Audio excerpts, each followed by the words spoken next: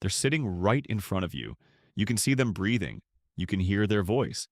And yet, some nights you find yourself missing them anyway, while they're still in the room. There's a name for this specific kind of grief, one most people never get taught, because it doesn't fit the shape grief is supposed to have. Psychologist Pauline Boss spent years studying families of people who vanished without explanation.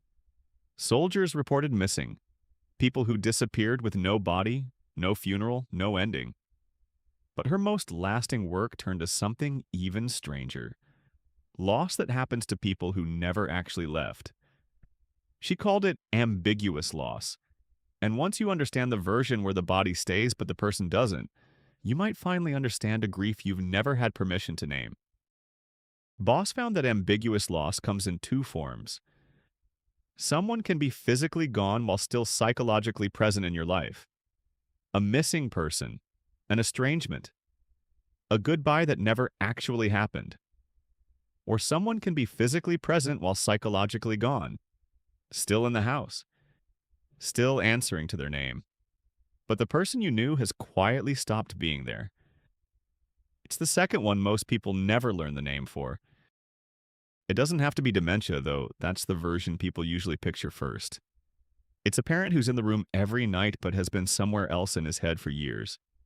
A sibling who started using drugs and slowly, without a single dramatic moment, turned into someone you have to be careful around. A partner whose body sits across the table from you while the person who used to ask about your day is somewhere you can't reach anymore. You're not imagining it. Something real has actually been lost. It's just that no one died, so there's no ritual for it. No funeral, no one calling to check on you. You're expected to grieve nothing on schedule while still setting a place for them at dinner. Normal grief has an ending, a death, a funeral. A moment where the world agrees the loss is real and gives you permission to start healing from it. Boss found that ambiguous loss doesn't offer that permission. The person is still there, so you can't fully let go. But the person you actually knew is gone, so you can't fully hold on either.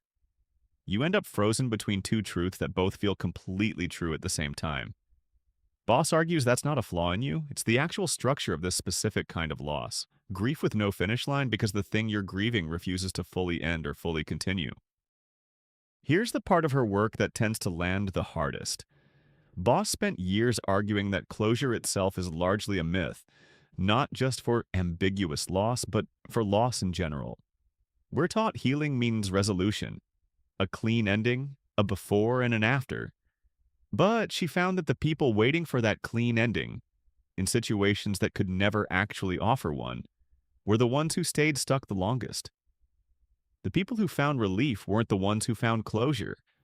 They were the ones who stopped looking for it. Boss calls the alternative both and thinking. Instead of forcing yourself to decide whether this person is still in your life or already lost to you, you learn to hold both truths at once without needing either one to win. They are here and they are gone.